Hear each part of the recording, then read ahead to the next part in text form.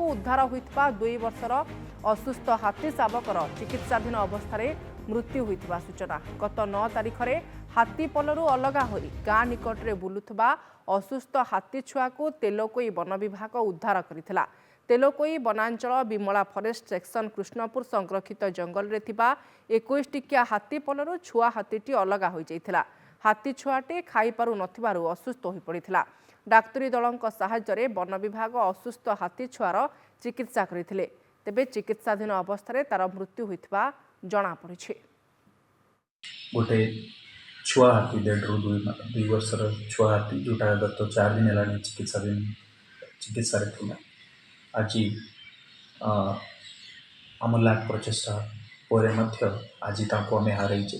हाथी तल छाड़ी देता तो जो अवस्था में पाई पूरा डिहाइड्रेट कंडीशन था।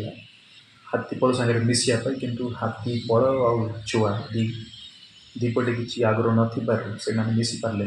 किंतु वर्तमान पोस्टमार्टम पर प्रकृत जाना पड़ो कि कौन कज अच्छी लिवर किडनी फंक्शन खराब होगा।